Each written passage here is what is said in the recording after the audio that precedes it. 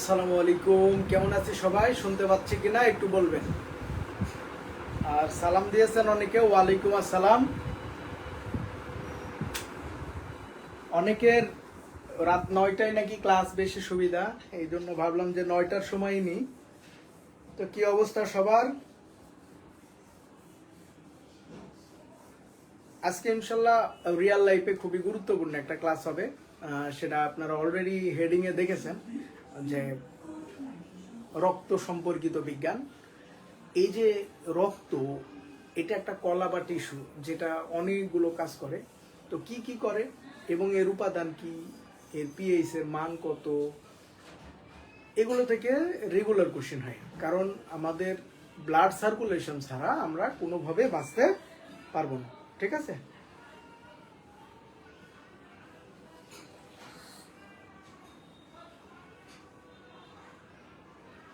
এই যে বন্ধুগুলা যারা খবর পায় নাই ওদেরকে একটু খবর দিয়ে দেন যে ক্লাস শুরু হয়ে গেছে, ঠিক আছে? ক্লাস শুরু হয়ে গেছে, একটু মেনশন টেনশন করেন, অনেকে খুঁজে পায় না। কি এক অবস্থা!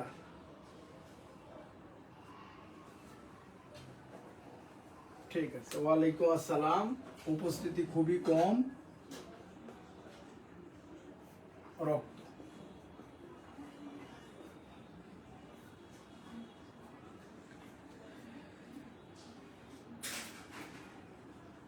আলহামদুলিল্লাহ ভালো আছি। ওকে, ঠিক আছে, সব ক্লিয়ার, তাহলে শুরু হয়ে যাচ্ছে। ঠিক আছে,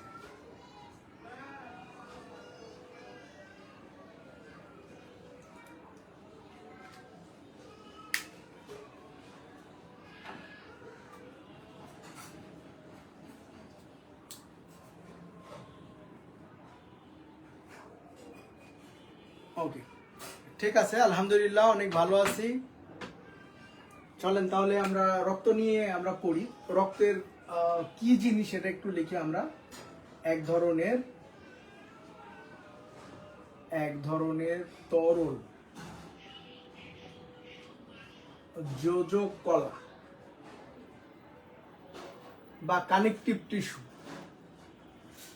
কলা বা টিস্যু। তাহলে তরল যোজক কলা, এইটুকু মনে রাখলেই হবে। হ্যাঁ, তরল যোজক কলা বা টিস্যু। তো কলা বা টিস্যু ওই জিনিস যেটা একই জায়গা থেকে উৎপন্ন হয়, সমজাতীয় কোষ নিয়ে একই উদ্দেশ্য সাধন করে, সেটি কলা বা টিস্যু। মানে মনে রাখতে হবে, এক কথাটা মনে রাখলেই কলা টিস্যু চিনতে পারবেন। কলা টিস্যু, এদের অবস্থা একই জায়গা থেকে এরা সৃষ্টি হয় এবং একই উদ্দেশ্য সাধন করে এবং একসাথে মিলিত হয়। তো এই যে এক কথাটা অপশানে দেখলেই বুঝবেন এটা টিস্যু বা কলার কথা বলা আছে। তো যাই হোক, এক ধরনের তরল যোজক কলা বা টিস্যু। মানবদেহে রক্তের পরিমাণ, মানবদেহে রক্তের পরিমাণ কত? মানবদেহে রক্তের পরিমাণ হচ্ছে, বলতে পারেন? একটু কমেন্ট করেন তো দেখি, এটা একটু জানা দরকার যে পারেন কিনা।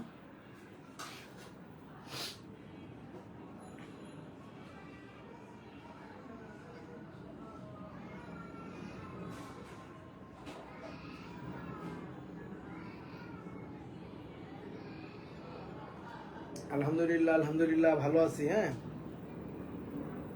বলেন দেখি দেখি। ওকে, 4-5 লিটার, 4-5 লিটার, 4-5 লিটার একটা কমেন্ট আসছে। ইমতিয়াজ, চ্যাট জিপিটি দিয়ে দেখছেন নাকি? তো পরিমাণ হচ্ছে 5 থেকে 6 লিটার, 5 থেকে 6 লিটার, 5 থেকে 6 লিটার। এটা অবশ্যই ছেলেদের, হ্যাঁ ছেলেদের। আর মেয়েদের 4.5 থেকে 5 লিটার, মেয়েদের 4.5 থেকে 5 লিটার। তাহলে মেয়েদের বিভিন্ন কারণে তাদের শরীরে রক্তক্ষরণ হয়, আর এই কারণে রক্তের পরিমাণটা ছেলেদের তুলনায় মেয়েদের কম, ঠিক আছে? আর এই রক্ত সম্পর্কিত যত অর্গান আছে, যেমন রক্ত সম্পর্কিত অর্গান একটা হার্ট, একটা ব্রেন, এই সবগুলোই মেয়েদের ছেলেদের চেয়ে ছোট হবে, কম হবে, ওয়েটে কম হবে, ঠিক আছে? যেমন রক্ত বেশি আছে ছেলেদের, এই জন্য হার্ট বড়, কারণ বেশি রক্ত পাম্প করার জন্য বড় মোটরের দরকার হয় বা পাম্প মেশিনের দরকার হয়, এই জন্য হার্টটা বড়, এই জন্য ব্রেনের সাইজও বড়। ঠিক আছে, এই হচ্ছে ব্যাপার। এটা নিয়ে আবার কোনো রাজনীতির করার দরকার নাই। তো এখন আসি যে এইটা স্বাভাবিক মানুষের ক্ষেত্রে, যদি মানুষটা স্বাভাবিক না হয়, অস্বাভাবিক, স্থূলকায় বা মোটা বা একদম পাতলা, ঠিক আছে, যে এই যে কালবৈশাখী ঝড় হবে এর মধ্যে বের হওয়ার জন্য তাকে নিষেধ করা হচ্ছে, এরকম যদি কেউ হয় যে উড়ে যেতে পারে, তাহলে তাদের ব্লাড কেমন হবে? তাদের হবে 7 থেকে 8% অফ বডি ওয়েট।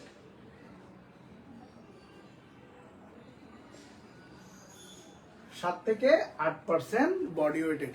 তো এখানে 7-8 যে কোনো একটা থাকতে পারে, মাঝখানে গড় করে দিতে পারে 7.5। তো গড় করে দিক আর এমনি দিক, বেশি দিক কম দিক, এটা আশা করি আপনাদের সমস্যা হবে না।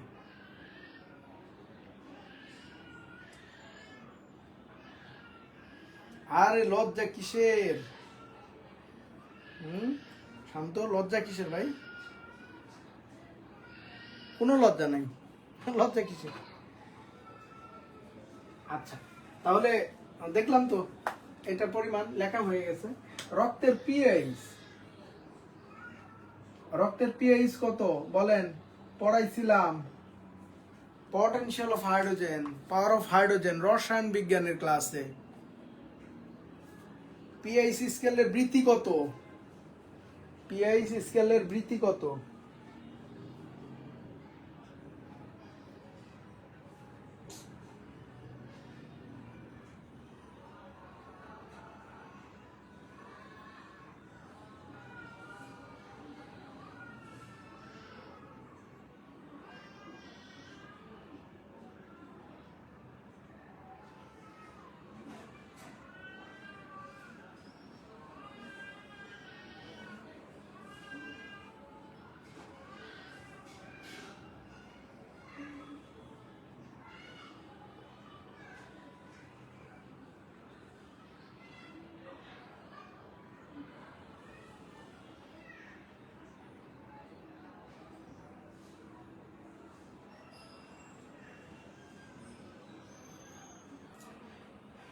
ঠিক আছে,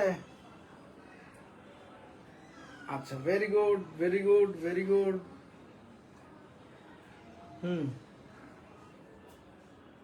জেসমিন, গুড, ভেরি গুড। একবারে দুটা মানই বলছে। তো এটা কত? 7.22 থেকে 7.4, আর একটা হচ্ছে 7.35 থেকে 7.45। এই দুটা, একটা হচ্ছে ইউএসএ স্ট্যান্ডার্ড আর একটা হচ্ছে ব্রিটিশ স্ট্যান্ডার্ড। ঠিক আছে, তো ইউএসএ আর ইউকে দুটো আলাদা আলাদা দেশের স্ট্যান্ডার্ড। আমরা দুটাকেই আমরা চিকিৎসা বিজ্ঞানের স্ট্যান্ডার্ড মেনটেন করি, যার কারণে দুটোই পড়বেন, 7.2 থেকে 7.4 অথবা 7.35 থেকে 7.45। আর এইগুলা একবারে এরকম করে মনে রাখতে পারেন, একটার শুরু আর একটা শেষ, যে 7.2 থেকে 7.45 মধ্যে যে কোনো মান আসলেই হবে। 7.2 থেকে 7.45 মধ্যে যে কোনো মান আসলেই হবে। আর এগুলো যেহেতু একটু উপরে, এই জন্য এটাকে বলা হচ্ছে হালকা বা মৃদু,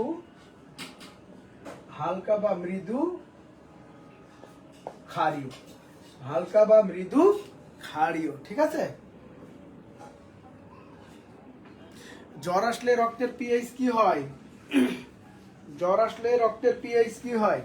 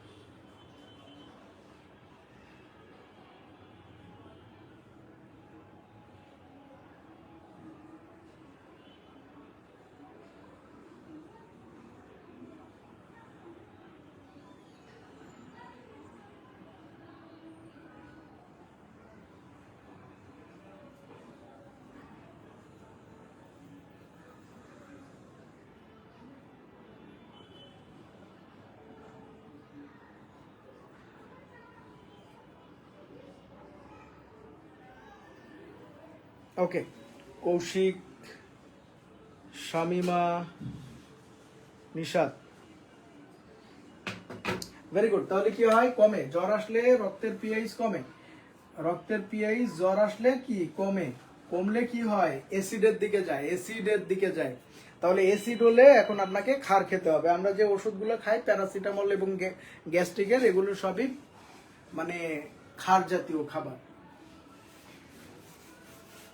তো এখন আমরা রক্তের পরিমাণ নিয়ে আলোচনা করি। রক্তের পরিমাণটা কি?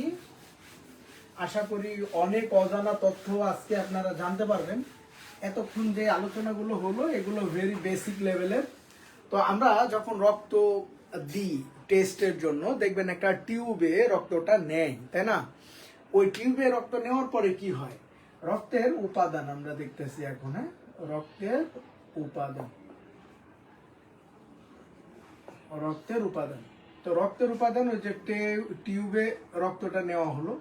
যাই হোক, এখানে রেড মার্কার নাই বলে ব্ল্যাকই দিলাম। এখানে ব্ল্যাক মানে রক্ত যে কালো হয় এটা কিন্তু না, এটা ভাবার উপায় নাই। তো এই যে নিচে একদম ঘন, একদম ঘন বা গাঢ় লাল বর্ণের যেটা, এটা হচ্ছে রক্তকণিকা,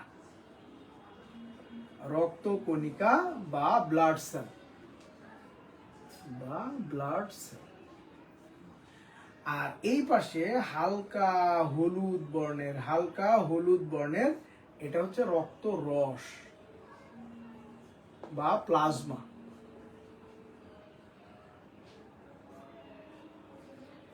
তো তাহলে রক্তের উপাদান কয়টি? কয়টি আমরা জানলাম? উপাদান দুইটি, একটা হচ্ছে রক্তরস আর একটা কি রক্ত কণিকা।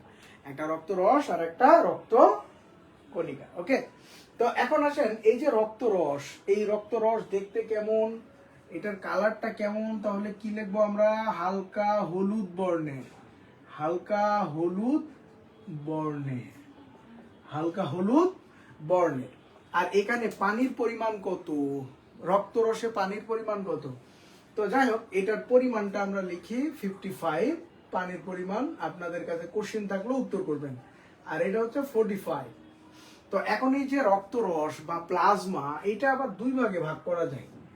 দুই ভাগে ভাগ করা যায়, একটা হচ্ছে পানি বা ওয়াটার, আর একটা আদার সাবস্ট্যান্স বা অন্যান্য উপাদান।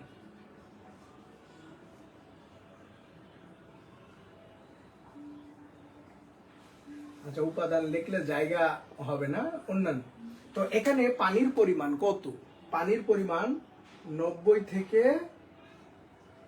92%। তাহলে রক্তরসে পানির পরিমাণ কত? রক্তরসে পানির পরিমাণ কত? রক্তরসে পানির পরিমাণ কত?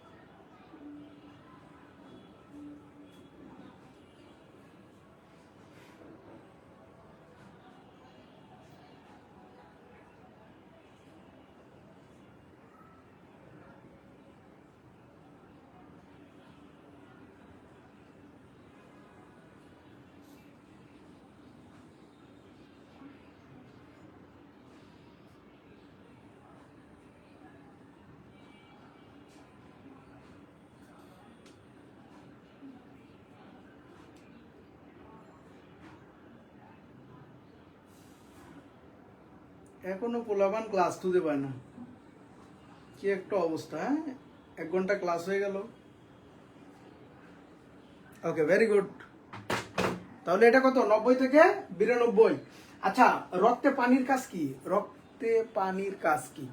দেখেন, আমাদের শরীরের স্বাভাবিক তাপমাত্রা কত? তাপ ও তাপমাত্রার ক্লাস আমরা করেছিলাম। শরীরের স্বাভাবিক তাপমাত্রা হচ্ছে 98 দশমিক কত 6 বা 4 ডিগ্রি ফারেনহাইট। দেখেন তো এটা ঠিক আছে?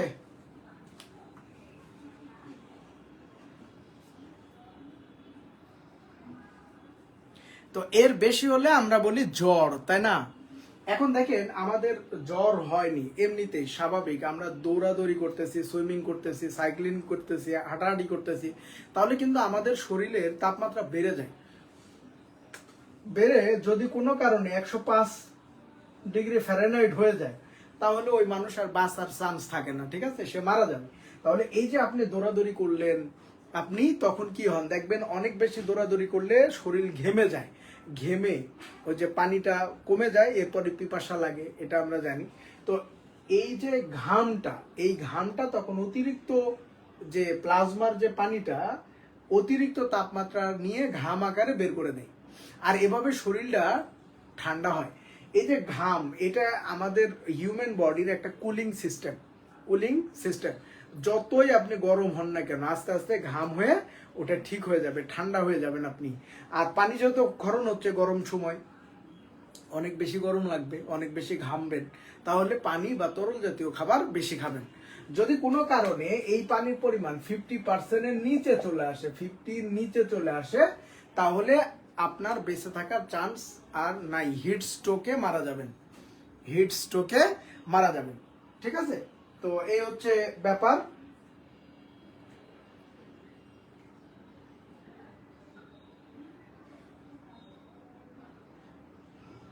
হ্যাঁ, মানবদেহের এটা স্বাভাবিক তাপমাত্রা। হ্যাঁ, স্বাভাবিক তাপমাত্রা কয়েকটা আছে, সেটা হচ্ছে 37 ডিগ্রি সেলসিয়াস, আবার 310 কেলভিন, তিনটা স্কেলে দিয়ে দিলাম। ফ্যারেনহাইট স্কেলে 98.4, আর হচ্ছে সেলসিয়াসে 37, বা very exact result 36.9 degree Celsius. তো যেটা পরীক্ষায় আসে ওইটার উত্তর করবেন। তাহলে আমাদের শরীরকে ঠান্ডা রাখার জন্য পানি কাজ করতেছে, তাহলে আমরা কি লিখবো? শরীরের তাপমাত্রার ভারসাম্য, শরীরের তাপমাত্রার ভারসাম্য বজায় রাখা।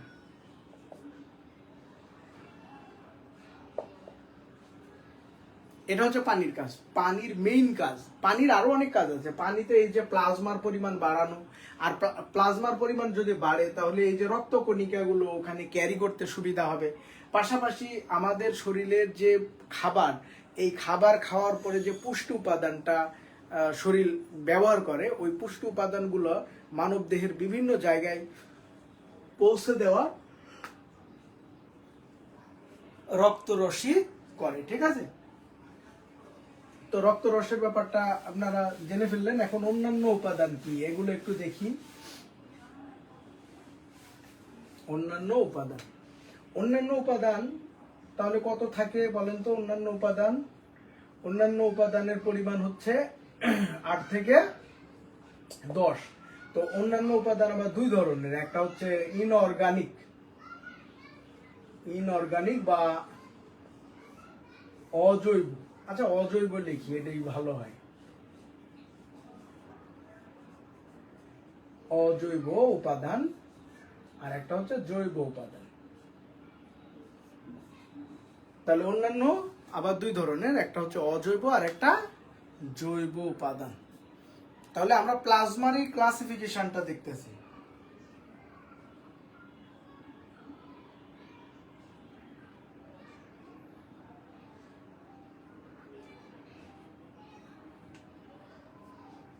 ওই ক্লাসের টেনশনে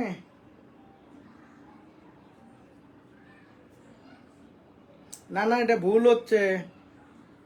ইতি 105 106 হবে না। হিউম্যান অর্গান গুলো, আমাদের যে সেলগুলো আছে, এই সেলগুলো দিয়েই কোষ তৈরি হয়, আর অনেকগুলো কোষ মিলে একটা অর্গান তৈরি হয়, যেমন হার্ট, কলিজা, ঠিক আছে, কিডনি, ফুসফুস, সেরকম। তো এগুলো 105-এর উপরে গেলে আস্তে আস্তে মরে যাবে, মরে যাবে, ঠিক আছে? কোনোভাবে 105-এর উপরে নেওয়া যাবে না, মানে যেন না যায়। প্রয়োজনে সব সময় যখন আপনার বাচ্চার জ্বর হবে, গা মুছতেই থাকবেন যতক্ষণ না শীতল হয়, ঠিক আছে? তাছাড়া কিন্তু একটা কেলেঙ্কারি ঘটনা ঘটে যাবে। তো এটা এটা খুবই সেন্সিটিভ ইস্যু। আর আপনি হয়তো বা মাপতে যে একটু কম বেশি হয়েছে এই। তো অজৈব উপাদান হচ্ছে বিভিন্ন বিভিন্ন আয়ন, হ্যাঁ, বিভিন্ন আয়ন। তো এই বিভিন্ন আয়নের মধ্যে কি কি পাবেন, যেমন calcium, calcium, magnesium, magnesium, potassium,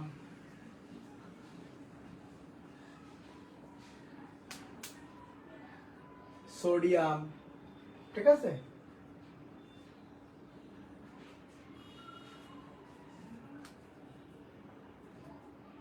calcium, magnesium, potassium, sodium ইত্যাদি, এই কয়েকটা লেখেন। এইগুলো হচ্ছে বিভিন্ন আয়ন। তো আয়নগুলা আমাদের শরীরে বিভিন্ন রকমের বিক্রিয়া বা জটিল রাসায়নিক কাজগুলো করার জন্য প্রয়োজন হয়। তো এটার পরিমাণ খুবই কম, এটা ধরতে গেলে 0.9%, আর যদি একটু বাড়ায় বলেন তাহলে এটা 1% হয়। আর জৈব উপাদানের মধ্যে 7 থেকে 9% থাকে, তার মানে জৈব উপাদান সবচেয়ে বেশি। এখন আসি এই জৈব উপাদানের মধ্যে কি কি আছে। জৈব উপাদান, জৈব উপাদানের আমরা একটা একটা করে জানার চেষ্টা করব, একটা একটা করে। এর মধ্যে আমরা দেখি প্রোটিন, প্রোটিন বা আমিষ, তাই না, প্রোটিন বেসগুলা, প্রোটিন। এই প্রোটিন বেস কোনগুলা, যেমন আমিষ। আমিষ থেকে কোন অ্যাসিড তৈরি হয় বলেন তো? আমিষ, আমিষ থেকে প্রোটিন বেসগুলো আগে লিখতেছি। তাহলে প্রোটিন বা আমিষ, আমিষ দিয়ে কি হয়?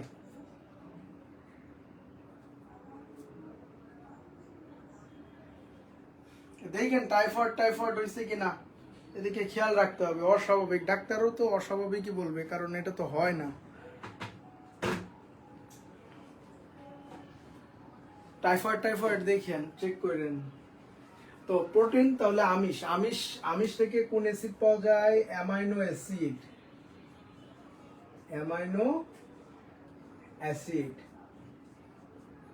তো অ্যামাইনো অ্যাসিডের মধ্যে দুই ধরনের অ্যামাইনো অ্যাসিড আছে। একটা হচ্ছে এসেনশিয়াল অ্যামাইনো অ্যাসিড, যেগুলো অত্যাবশ্যকীয় অ্যামাইনো অ্যাসিড 9টা বা 10টা, আর হচ্ছে বাকি যেটা অত্যাবশ্যকীয় নয় এরকম আছে হচ্ছে 10টা বা 11টা, ঠিক আছে, 10টা বা 11টা। আপনাদের এই যে 9 বা 10টির কথা বললাম, এই এসেনশিয়াল অ্যামাইনো অ্যাসিডের নামগুলো একবারে ভালোভাবে পড়তে হবে, ঠিক আছে। নামগুলো একটু লিখে রাখবেন, এই নামগুলো পরীক্ষার জন্য খুব দরকার, পরীক্ষার জন্য এই নামগুলো দরকার।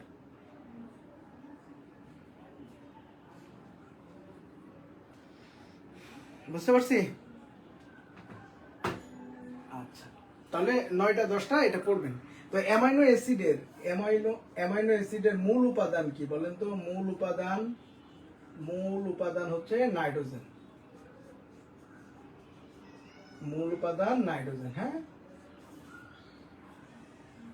তার মানে দেখেন বায়ুমণ্ডলে নাইট্রোজেনের পরিমাণ বেশি। অনেক সময় আমাদের এরকম মনে হতে পারে যে অক্সিজেনের পরিমাণ বেশি থাকলে আমাদের জন্য সুবিধা হতো, তাহলে নাইট্রোজেনের পরিমাণ বেশি থেকে আমাদের লাভ কি? তাহলে আমাদের হিউম্যান বডির শুষ্ক অবস্থায় 80% আমিষ থাকে। হাড্ডি বাদ দেন এবং শুষ্ক অবস্থায় পরিমাপ করবেন, আমাদের বডির 80%, 75 থেকে 80% আমিষ থাকে বা প্রোটিন থাকে। তার মানে আমাদের বডি বা হিউম্যান বডি মূলত, বা অন্যান্য যে কোনো প্রাণীর দেহই মূলত আমিষ দিয়ে তৈরি। তো এই আমিষের প্রধান যে সোর্স বা মূল সোর্স সেটা হচ্ছে নাইট্রোজেন।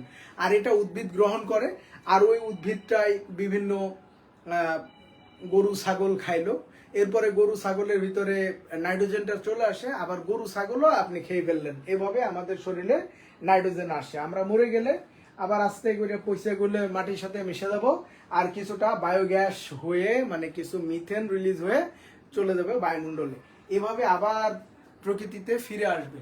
এই জন্য পৃথিবীর সৃষ্টি বা বিনাশের সময় নাইট্রোজেনের পরিমাণ সেম। আমাদের পৃথিবী সৃষ্টির সময় যে 1 ফোঁটা পানি ছিল, ওই 1 ফোঁটা পানি ধ্বংসের সময় থাকবে। কেউ ওই 1 ফোঁটা থেকে কেউ আর খেয়ে মরতে পারবে না, যে আমি এগুলো খেয়ে মরে যাবো, এটা কিয়ামতের মাঠে নিয়ে উঠবো, এটা সম্ভব না, ঠিক আছে। তাহলে আমিষ, আমিষ থেকে অ্যামাইনো অ্যাসিড, এটা পরীক্ষায় অনেক আসা। আর এসেনশিয়াল অ্যামাইনো অ্যাসিড হচ্ছে 9টা বা 10টা, এই 10টা লাগবে। লাস্ট 46-এ এখান থেকে একটা কোশ্চেন আসে, কোনটি অত্যাবশ্যকীয় অ্যামাইনো অ্যাসিড, ঠিক আছে? তো এই কোশ্চেনটা 46-এ এখান থেকে ছিল।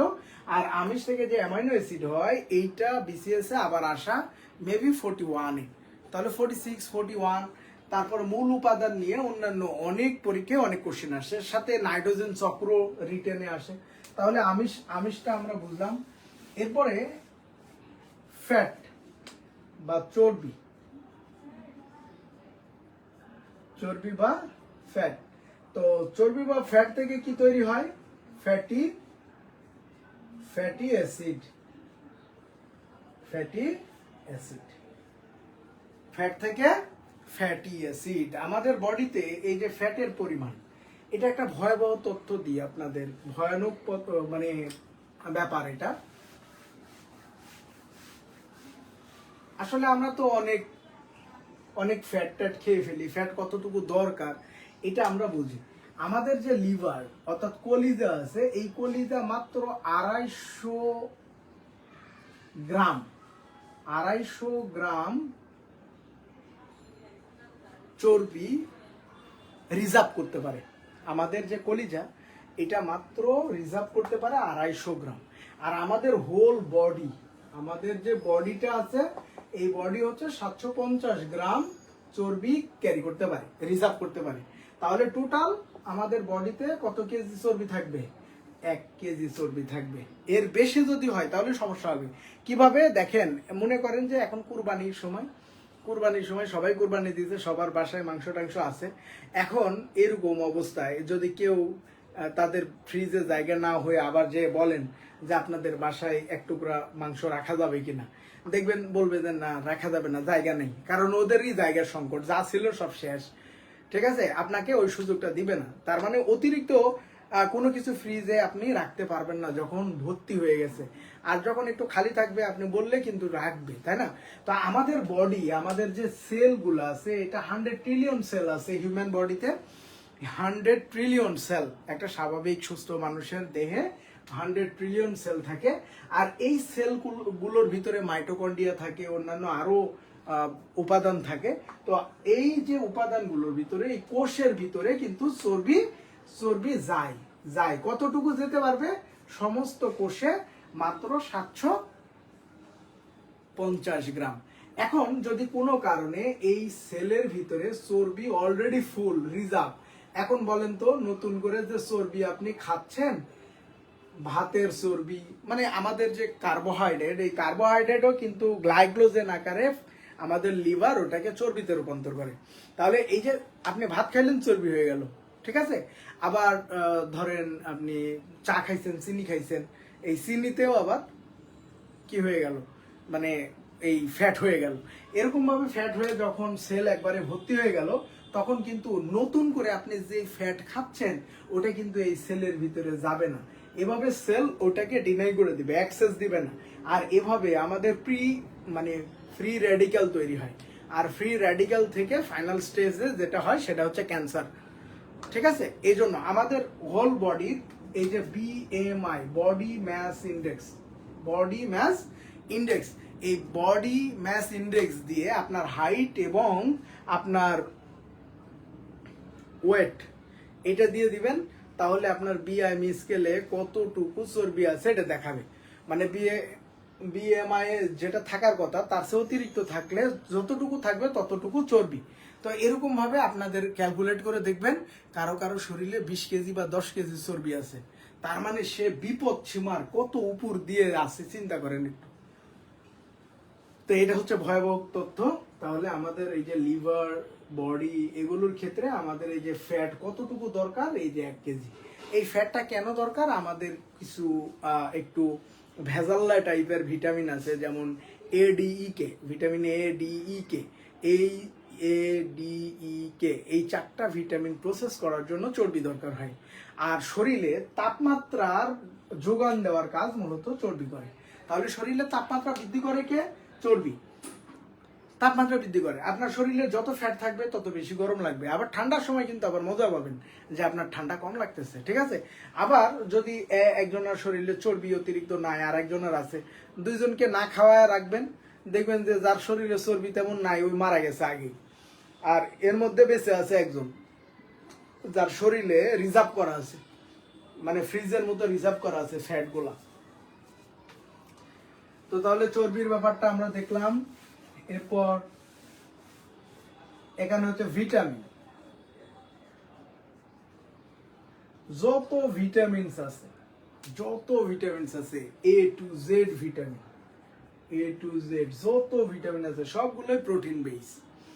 এই প্রোটিন থেকে সবকিছু তৈরি হয়, ঠিক আছে, প্রোটিন থেকে সবকিছু তৈরি হয়। এরপরে হচ্ছে অ্যাসিড, আমাদের যত অ্যাসিড আছে, যত রকমের অ্যাসিড আমরা খাই, আমরা খাবারের সাথে প্রচুর পরিমাণে অ্যাসিড খাই। যেমন আঙ্গুর টমেটোতে কোন অ্যাসিড থাকে বলেন? আঙ্গুর, টমেটো, তেঁতুল, পেয়ারা,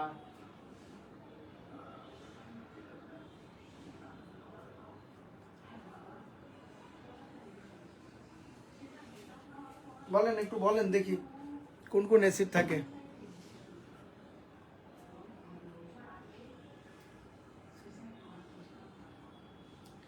আরে 9-10টা লেখা লাগবে না, আমি লিখলে যে ওটা চেঞ্জ হয়ে যাবে তা না, ঠিক আছে। ওইটা বই থেকে যেভাবে আছে ওইভাবে 9-10টা মনে রাখবেন, তাহলেই হবে। BMI, body mass index, BMI লিখে সার্চ দিলেই হবে। হ্যাঁ, হাইট স্কোয়ার ভাগ ওয়েট দিয়ে BMI বের করা যায়। তো যাই হোক, ওটার অ্যাসিড গুলো আমরা লিখলাম। এরপর যত হরমোন আছে, হ্যাঁ, যত হরমোন আছে আমাদের, হরমোনস, হ্যাঁ, যত হরমোনস আছে সবগুলোই প্রোটিন বেস হরমোনস। তারপরে আরো আরো কিছু লেখা যেতে পারে। হরমোনের পরে কি হতে পারে? গ্লুকোজ,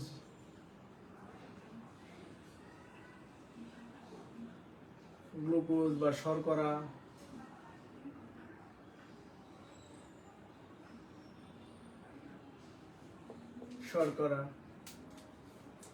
আরো কি কি আসবে?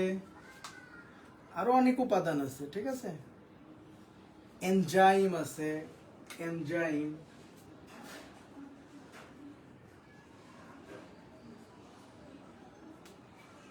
তো হরমোনকে কি বলা হয়? হরমোনকে রাসায়নিক দ্রুত বলা হয়। হ্যাঁ, ভেরি গুড।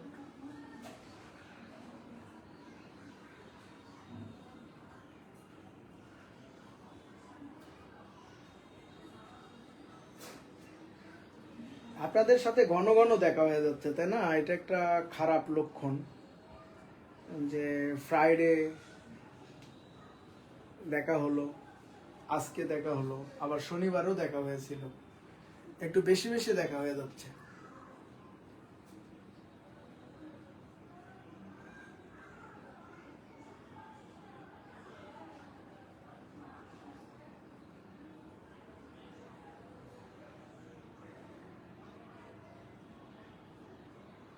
এটা ঠিক হচ্ছে না, তাই না?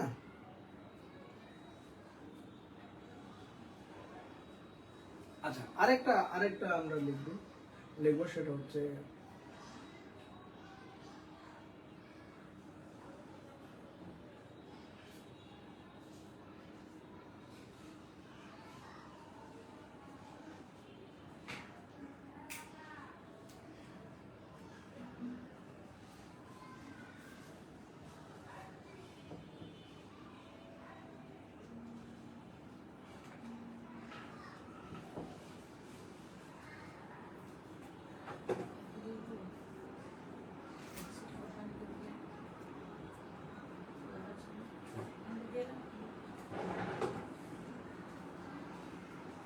আচ্ছা, এই কয়েকটাই পড়েন। হ্যাঁ, গ্লুবিন। তো এইগুলো হচ্ছে প্রোটিন বেস। এখন নন প্রোটিন যেগুলো আমাদের শরীরের ক্ষতি করে, এগুলো একটু দেখি। হ্যাঁ, নন প্রোটিন কোনগুলো? যেমন ইউরিয়া, এগুলো বিষ। অ্যামোনিয়াম,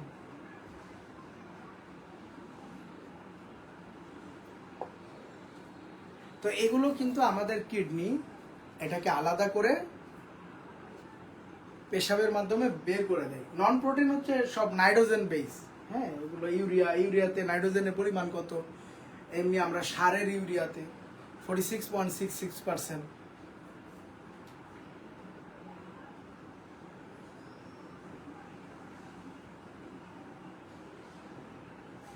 ঠিক আছে, এগুলো হচ্ছে ক্ষতিকর, তাহলে কিডনি আলাদা করে। তাহলে প্রোটিন গুলো আমরা দেখলাম, নন প্রোটিন গুলো দেখলাম। আপনি একটু খেয়াল করছেন যে এই যে জৈব উপাদানের 7 থেকে 9% বডি ওয়েটে কত রকমের ইনফরমেশন আছে, হাজার হাজার কোটি কোটি ইনফরমেশন আছে হিউম্যান বডির, শুধু জৈব অ্যাসিডের 7 থেকে 9%। তাহলে চিন্তা করেন যে হিউম্যান বডিটা কি অ্যাকচুয়ালি। এটা একটা রাসায়নিক কারখানা আর কি। এখন আসেন এই ব্লাড সেল গুলো নিয়ে একটু কথা বলি। ব্লাড সেল এটা গাঢ় লাল, হ্যাঁ, একদম লাল লাল বর্ণের। আর যত ব্লাড সেল আছে এগুলো কোথায় তৈরি হয়, এর উৎস কোথায়, যদি বলা হয় যে ব্লাড সেল গুলা কোথায় তৈরি হয়, তাহলে বলতে পারেন ব্লাড সেল গুলা কোথায় তৈরি হয়।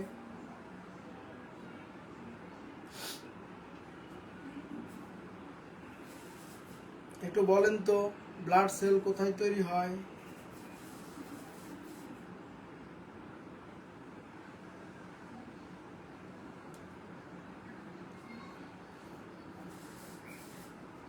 আচ্ছা, আমরা এখন যে বিসিএস এর অবস্থায় আছি, বিসিএস দিচ্ছি এই স্বাভাবিক অবস্থায়, এই সময়ের কথা বাদ দিয়ে আমরা যখন ভ্রূণ অবস্থায় ছিলাম, মাতৃগর্ভে কেবল ডিম্বাণু শুক্রাণু মিলিত হয়ে যে অবস্থায় আমরা ছিলাম, ওই সময় আমাদের ব্লাড সেলগুলা কোথা থেকে তৈরি হয় এটা আমরা দেখি। ভ্রূণ অবস্থায় আমাদের ব্লাড সেলগুলো তৈরি হয় ইয়ক স্যাক থেকে,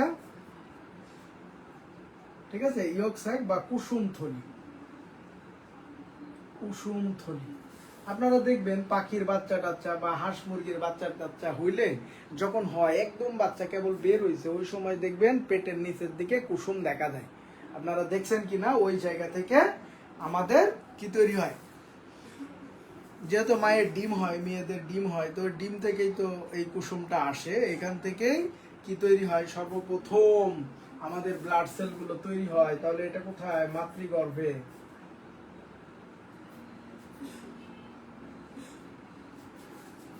ঠিক আছে, এরপর আমরা একটু করে বড় হচ্ছি, আস্তে আস্তে আমাদের হাড্ডি টাড্ডি তৈরি হচ্ছে। তার আগে আমাদের যখন হাড্ডি টাড্ডি হয়নি, এখনো হাড্ডি হবে, মানে হাড্ডির আকারের দিকে যাচ্ছে, ওই সময় আমাদের আরো 2টা জায়গা থেকে তৈরি হওয়া শুরু হয়। কারণ লিভার অলরেডি তৈরি হয়ে গেছে, লিভার থেকে আরেকটা স্প্লিহা বা স্প্লিন প্লাস স্প্লিন বা, তো এই 2টা জায়গায় কোথায়, এটাও মাতৃগর্ভে, এটাও মাতৃগর্ভে। তখন একটু বড় হয়েছেন আর কি।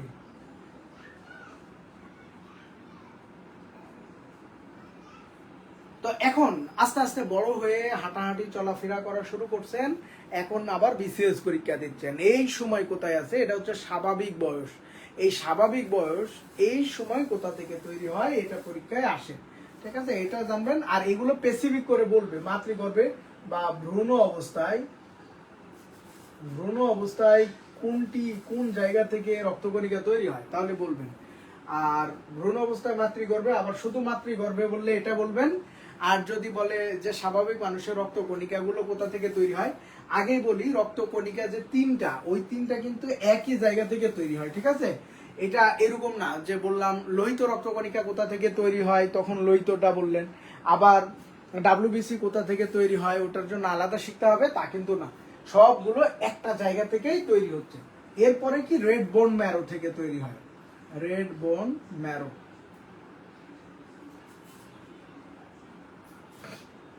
বা লাল অস্থিমজ্জা।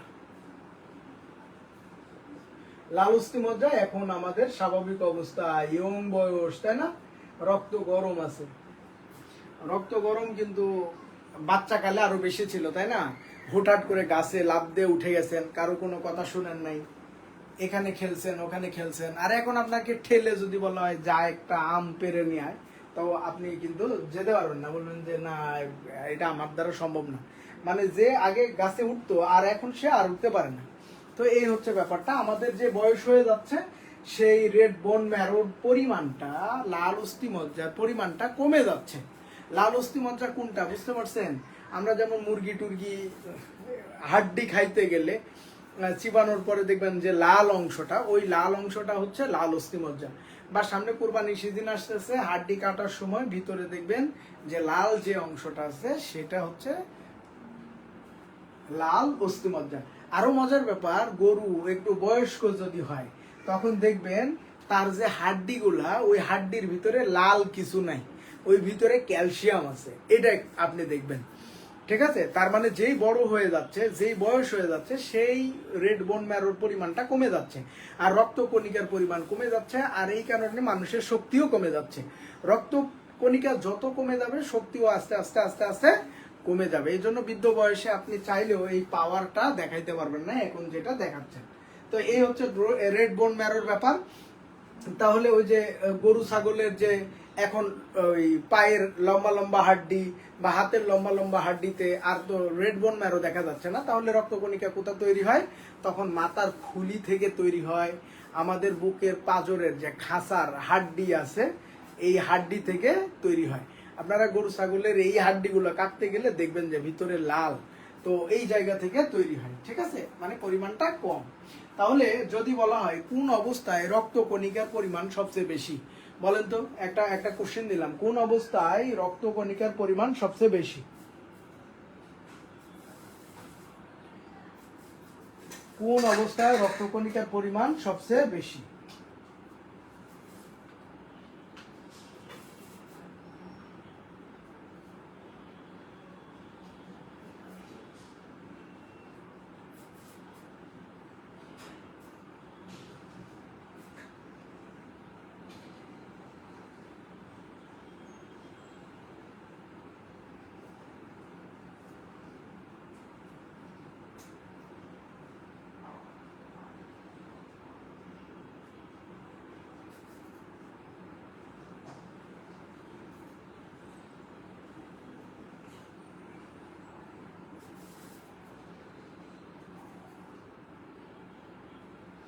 ওকে, রক্তকণিকা সবচেয়ে বেশি থাকে ইউএক্সএ কুসুমথলি, ওই সময় সম্পূর্ণ যে হিউম্যান এই ভ্রূণটা তৈরি হচ্ছে এটা সম্পূর্ণটাই ব্লাড থাকে।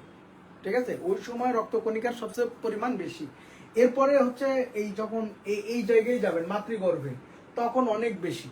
ঠিক আছে, মানে এটার চেয়ে কম, এটার চেয়ে আস্তে আস্তে কমতে থাকবে, এখানে মানে সবচেয়ে বেশি হবে, এরপরে একটু কমবে এখানে এখানে এখানে 70 থেকে 90 লক্ষ, 70 থেকে 90 লক্ষ। ঠিক আছে, পরিমাণ 70 থেকে 90 লক্ষ। আর যখন বড় হয়ে গেছেন, রেড বোন ম্যারোতে আসছে, তখন 45 থেকে 50 লাখ। এটা হচ্ছে লাল রক্তকণিকার পরিমাণ। তাহলে দেখছেন এখানে মাতৃগর্ভে 70 থেকে 90 লাখ ছিল, বা 75 থেকে 90, আর এইটা বড় যে হয়ে গেছেন সে 45 থেকে 50 লাখ হয়ে গেছে। তার মানে আস্তে আস্তে আস্তে আস্তে পরিমাণ কমে যাচ্ছে। এতে বুঝতে পারতেছেন আমাদের শক্তি আস্তে আস্তে আমাদের শেষ।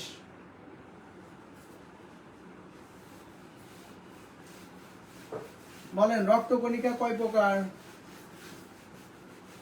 এই আপনারা যে কইলেন 1.5 পাতা পড়াইছে, এটা কোনো কথা হইলো?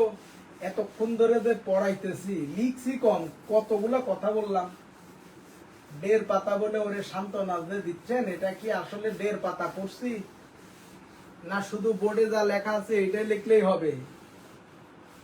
মুখের কথার দিকেও একটু খেয়াল রাখেন।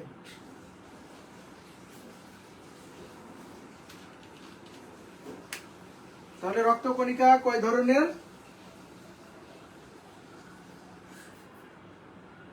ব্লাড সেল 3 ধরনের। একটা হচ্ছে আরবিসি, এটাকে আবার এরিথ্রোসাইট বলা হয়, এরিথ্রোসাইট বা লোহিত রক্তকণিকা।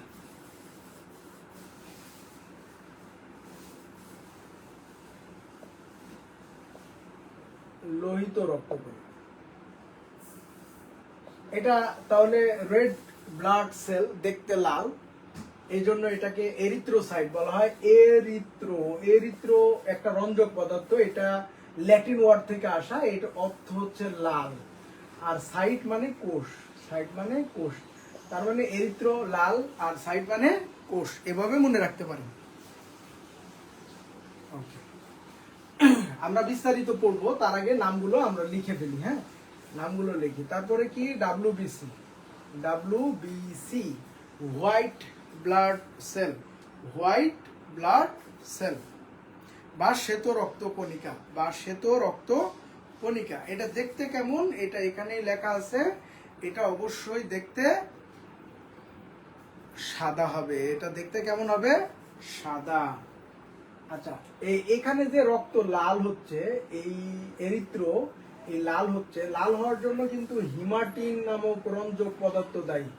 হিমাটিন,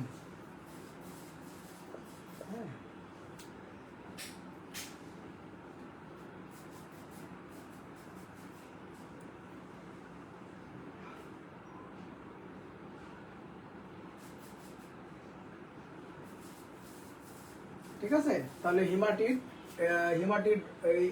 এটা থাকে, যার কারণে কেমন দেখাচ্ছে, লাল বর্ণের। ওকে, আরেকটা জিনিস আছে, হিমাটিড থেকে শুরু হয়ে আরো কিছু আছে।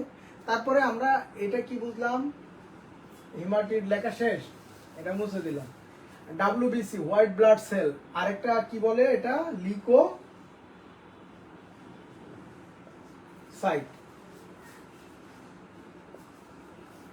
লিকো অর্থ বর্ণহীন, লিকো শব্দের অর্থ হচ্ছে বর্ণহীন।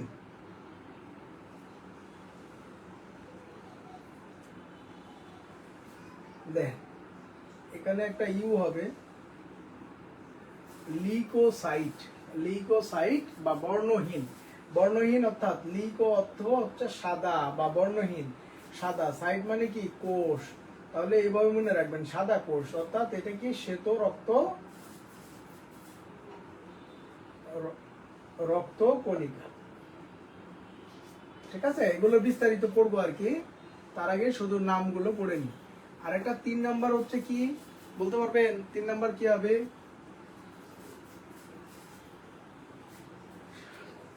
প্যাটিলেট, তাই না? প্যাটিলেটস বা অনুচক্রিকা।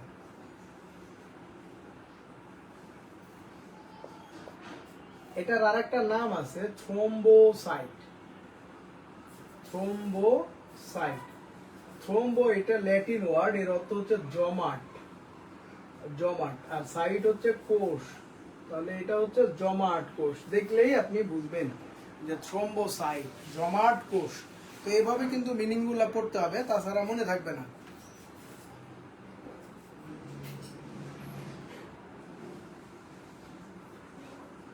ক্লাসগুলো কেমন লাগতেছে বলতে থাকেন একটু, বোরিং হলে, বিরক্ত লাগলে বলে দিবেন, ক্লাস শেষ।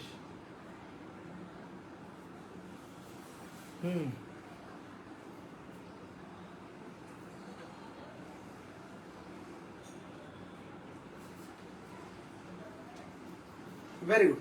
তাহলে 3টা আমরা রক্তকণিকা গুলো দেখলাম, এগুলো আমরা একদম বিশদ আকারে জানার চেষ্টা করি, একটা একটা করে ধরে। চলেন আমরা এরিথ্রোসাইট দিয়ে শুরু করি।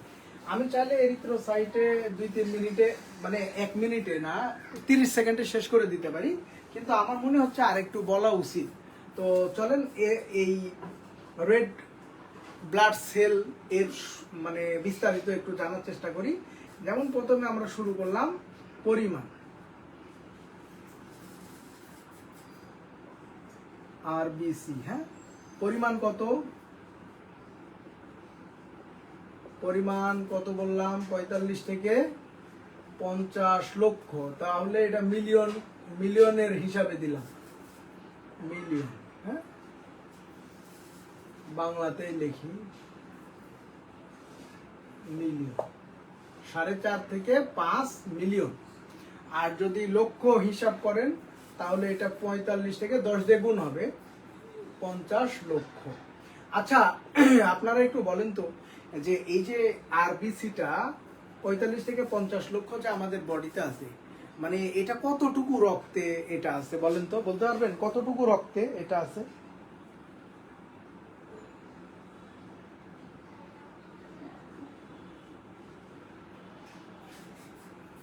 ওই হিমোটাই আসছে হিমাটিন থেকে কৌশিক। হিমোটা আসছে, ওই হিমোগ্লোবিন দুইটা উপাদান আছে, একটা হিমো আর একটা গ্লোবিন। তো হিমোটা হচ্ছে হিমাটিড দিয়ে তৈরি, হিমাটিড দিয়ে তৈরি, ঠিক আছে?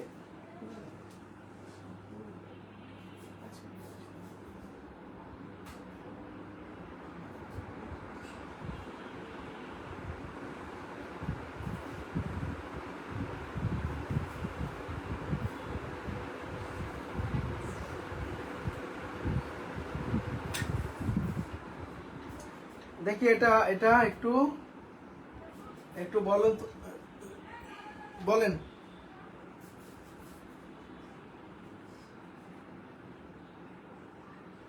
আপনাদের কমেন্টটাও পাই না।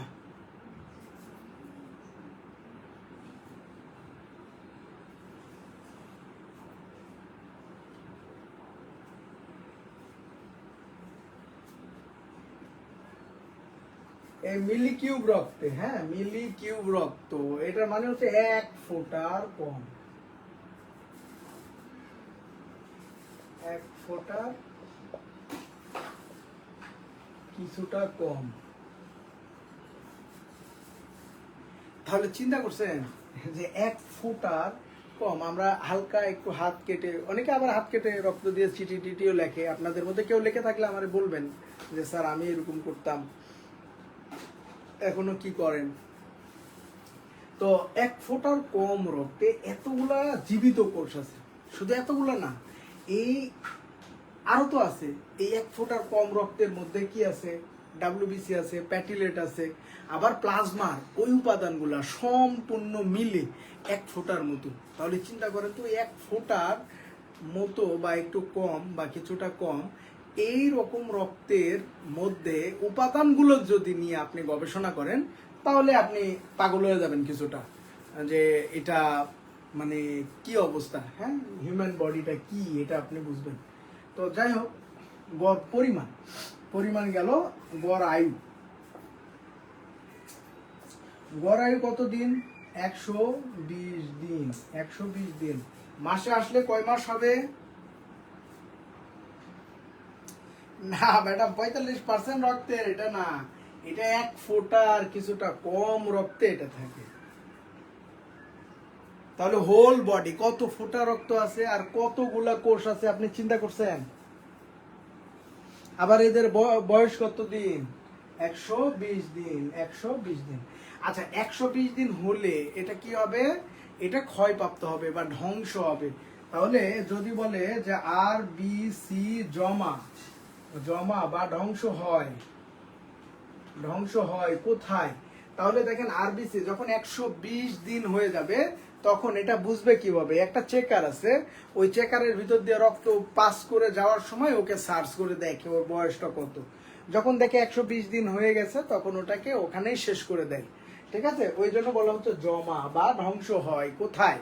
তাহলে দেখেন আমরা এই স্প্লিন বা স্প্লিহার কথাই বলছিলাম, যেখান থেকে রক্ত তৈরি হয়, এখান থেকে রক্ত তৈরি হয় মাতৃগর্ভে বলেছিলাম, আর এই জায়গাতেই আবার এসে রক্তকণিকা ধ্বংসপ্রাপ্ত হয়।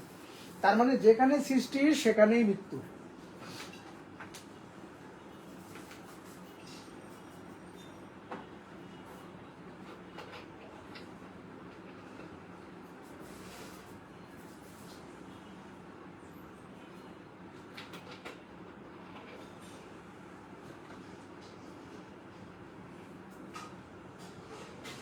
ওকে, ভেরি গুড। আচ্ছা, আর এখানে কি থাকে? হিমোগ্লোবিন থাকে। হিমোগ্লোবিন নিয়ে একটু পরে বিস্তারিত বলতেছি। তার আগে আরেকটা জিনিস আমরা জানি, হিমোগ্লোবিন থাকে, আরেকটা জিনিস থাকে না, সেটা হচ্ছে নিউক্লিয়াস। নিউক্লিয়াস থাকে না, নিউক্লিয়াস থাকে না। ওকে, তাহলে নিউক্লিয়াস বিহীন রক্তকণিকা কোনটি? নিউক্লিয়াস বিহীন রক্তকণিকা কোনটি?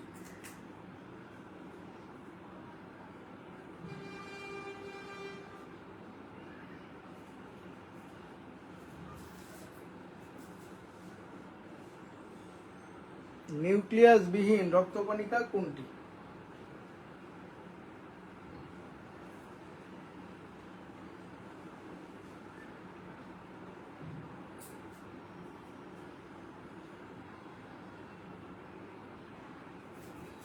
ওকে, ভেরি গুড, থ্যাংক ইউ। তাহলে চলেন হিমোগ্লোবিন নিয়ে একটু বিস্তারিত জানার চেষ্টা করি। কোথায় ক্ষয়প্রাপ্ত হয়, ধ্বংস হয়, সবগুলো দেখলাম। এখন এখানে যদি আরবিসিতে নিউক্লিয়াস থাকতো তাহলে কি ঘটনা ঘটতো সেটাও আমরা একটু দেখার চেষ্টা করি। আরবিসি যখন আমাদের হাড্ডির মধ্যে তৈরি হয়, লাল অস্থিমজ্জার ভিতরে তৈরি হয়, তখন দেখতে এরকম ছিল, ঠিক আছে? তো এটা হচ্ছে ডে 1, প্রথম দিন, জন্মের প্রথম দিন। আরবিসি তৈরি হয়েছে জন্মের একদিন, দেখতে এরকম। আর এর ভিতরে বড় সড়ো একটা নিউক্লিয়াস থাকতো। হ্যাঁ, এই নিউক্লিয়াস থাকে। তার মানে যখন হাড্ডির ভিতরে রক্ত তৈরি হচ্ছে ওই সময় নিউক্লিয়াস ছিল। তো এখন ছিল, ভালো কথা, এবং ছিল, শুধু ছিলই না, বড় আকারে ছিল। এরপরে ডে 2, এই ডে 2তে যেটা হলো, এই নিউক্লিয়াসের পাশাপাশি নতুন একটা পদার্থ এর মধ্যে চলে গেল। এইটাই হচ্ছে হিমোগ্লোবিন। হিমোগ্লোবিন, ওকে? তো হিমোগ্লোবিন, আর এটা হচ্ছে নিউক্লিয়াস। তো এখন ডে 3তে যেটা হয়, এখানে হিমোগ্লোবিনের পরিমাণ অনেক বেশি হয়, অনেক বেশি হয়। আর নিউক্লিয়াসের আকার ছোট হতে থাকে। নিউক্লিয়াসের সাইজ হিমোগ্লোবিন বাড়ার সাথে সাথে নিউক্লিয়াসের আকার ছোট হতে থাকে। এটা হচ্ছে ডে 3 ঘটনা, ডে 3, ওকে? এখন ডে 4-এ যদি আমরা যাই, তাহলে ডে 4-এ যেটা আরো মানে বিপজ্জনক ব্যাপারটা ঘটবে, সেটা হচ্ছে এখানে নিউক্লিয়াসটা এত ছোট হবে যে দেখাই যাবে না, চারিদিকে হিমোগ্লোবিন চলে গেছে, ঠিক আছে? চারিদিকে হিমোগ্লোবিন চলে গেছে। এই যে হিমোগ্লোবিনের পরিমাণ বাড়ছে, নিউক্লিয়াসের পরিমাণ একদম ক্ষুদ্র হয়ে গেছে। এটা হচ্ছে ডে 4। তো এই ডে 4 যখন হয়ে যায়, এখন ডে 5। এই ডে 5-এ এই আমরা যে আরবিসিটা দেখলাম, এটা আমাদের প্লাজমাতে এসে পড়ে। প্লাজমা, এই প্লাজমাতে পড়ার সাথে সাথে এর মধ্যে থেকে নিউক্লিয়াসের পতন ঘটে, পতন একদম হারায় যায়। এখানে শুধু থাকে কি, হিমোগ্লোবিন। ডে 5-এ, হ্যাঁ, ডে 5-এ যখন রক্তকণিকাটা প্লাজমা বা রক্ত রসে এসে পড়ে, সঙ্গে সঙ্গে নিউক্লিয়াসটা এখান থেকে বিদায় হয়। এখন আপনার একটা কথা, এই যে হিমোগ্লোবিন আমরা যে পড়তেছি, হিমোগ্লোবিন কি করে? Oxygen, carbon die oxide carry করে, তাই না? এখন নিউক্লিয়াসটা কি? নিউক্লিয়াস যদি একটা কোষের মধ্যে থাকে, ওই কোষ নিজে শক্তি তৈরি করতে পারবে, শক্তি তৈরি করতে পারবে। যদি আরবিসিতে নিউক্লিয়াসটা থাকতো, তো অক্সিজেন যখন ক্যারি করতে সে এই অক্সিজেন নিয়ে যাচ্ছে দূরের কোনো কোষে, তখন কি করতো?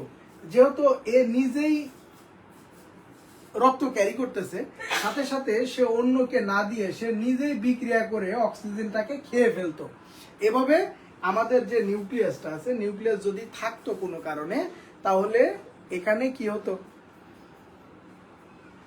অক্সিজেন নিজেই খেয়ে ফেলতো, তাহলে অন্যান্য কোষ অক্সিজেন পেত না, ঠিক আছে?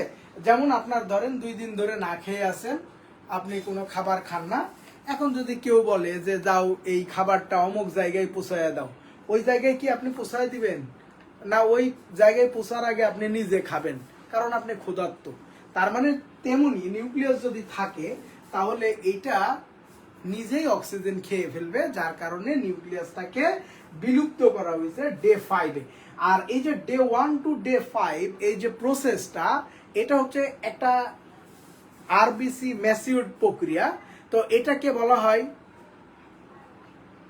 এরিথ্রোপ্রয়োসিস, এরিথ্রোপ্রয়োসিস। এখন আপনারা একটা কাজ করবেন,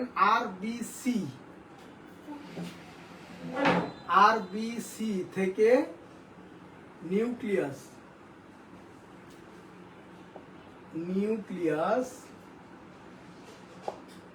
বিলুপ্তির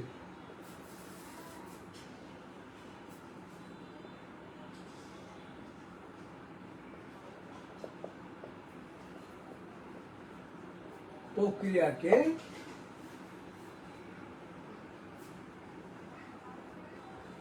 এরিথ্রোপোয়েসিস।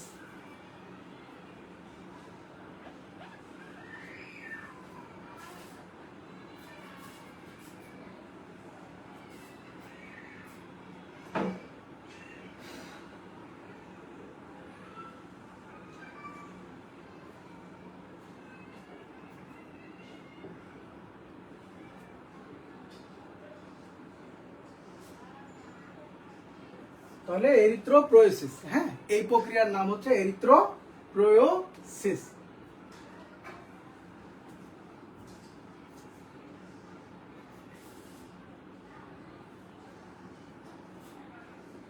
এটা লেখা হয়েছে সবার?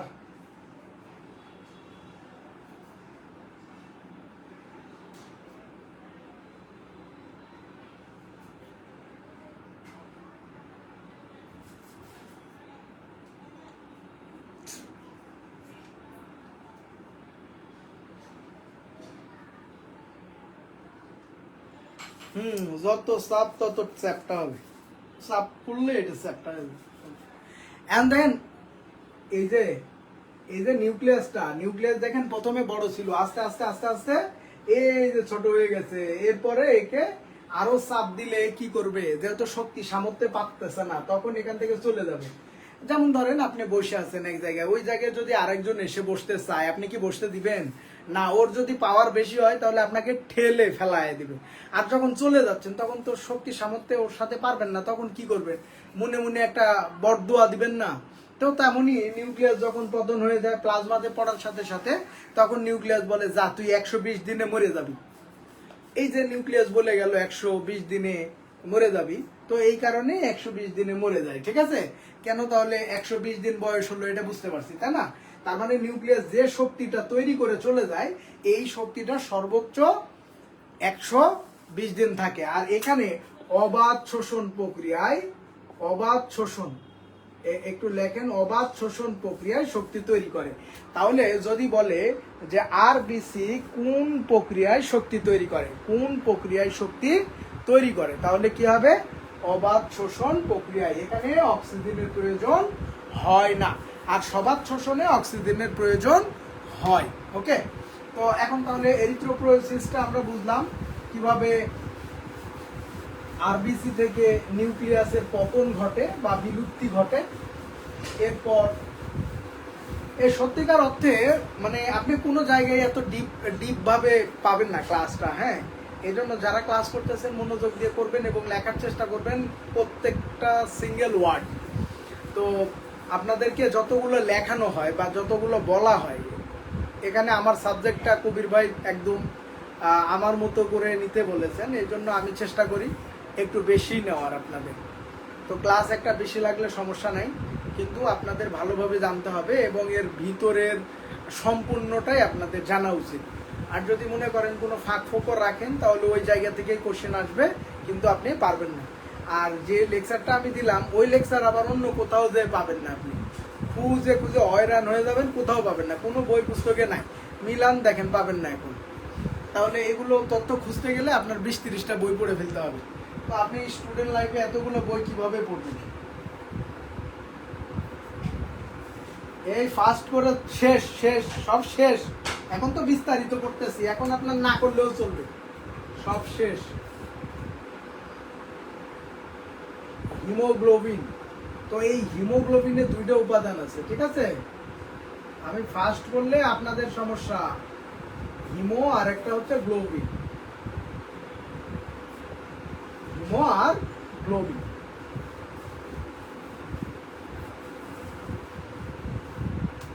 তো এই যে এখানে হিমাটিড আছে, হিমাটিড রঞ্জক পদার্থ,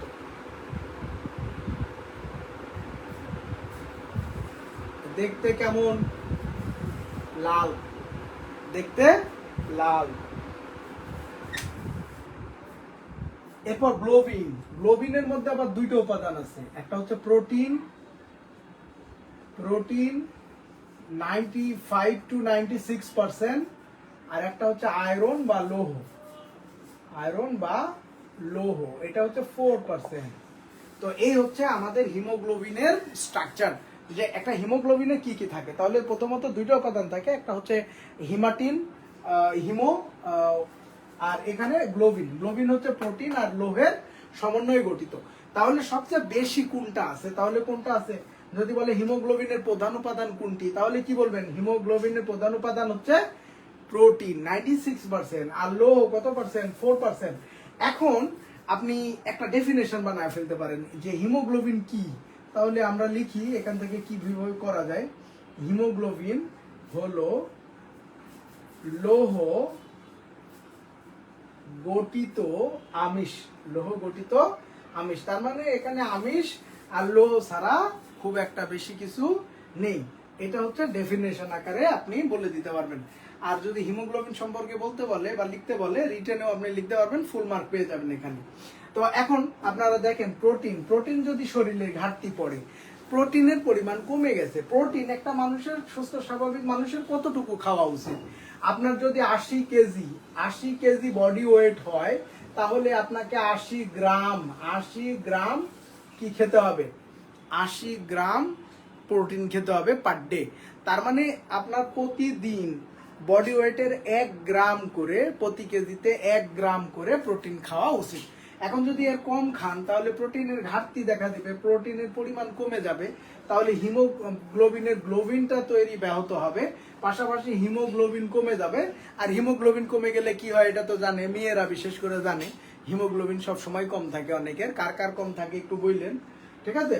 তাহলে এবার লৌহ, লৌহ জাতীয় খাবার, যেমন লোহের যে ইয়াটা, আমাদের উৎসটা যদি আমরা বলি, তাহলে কচু, হ্যাঁ, কচু শাকে মূলত কি থাকে, লৌহ থাকে। তো কচু খেতে গড়াগড়ি দিতে পারেন যারা কচু খাইতে না পারেন, ঠিক আছে। তাহলে কিভাবে হিমোগ্লোবিন কমে যায়, হিমোগ্লোবিন কমে গেলে কি হবে, রক্ত শূন্যতা হবে, তাই না, রক্ত শূন্যতা বা অ্যানিমিয়া রোগ হয়, অ্যানিমিয়া রোগ হয়। তাহলে হিমোগ্লোবিনের কাজটা লিখি, হিমোগ্লোবিনের কাজ, হিমোগ্লোবিনের কাজ রক্তে, রক্তে অক্সিজেন ও কার্বন ডাই অক্সাইড বহন করা, বহন করা, ওকে। আর একটা কি কাজ, তাহলে হিমোগ্লোবিনের পরিমাণ কমে গেলে কি হবে, হিমোগ্লোবিন বা আরবিসি এর পরিমাণ, পরিমাণ কমে গেলে, কমে গেলে, কমে গেলে অ্যানিমিয়া, অ্যানিমিয়া, অ্যানিমিয়া, অ্যানি, ঠিক আছে, অ্যানিমিয়া। তো অ্যানি মানে অভাব, এটা এইটুকু মানে হচ্ছে অভাব, হ্যাঁ, অভাব মানে গরিব দরিদ্র। আর মিয়া, মিয়া হচ্ছে রক্ত সম্পর্কিত বিজ্ঞান। যত জায়গায় লাস্টে মিয়া দেখবেন, সব বুঝবেন যে এটা রক্ত, যতগুলা লাস্টে মিয়া দেখবেন সবগুলোই রক্ত। তাহলে অ্যানি অভাব, অ্যানিমিয়া রোগ বা রক্ত শূন্যতা, বা রক্ত শূন্যতা বা রক্ত স্বল্পতা,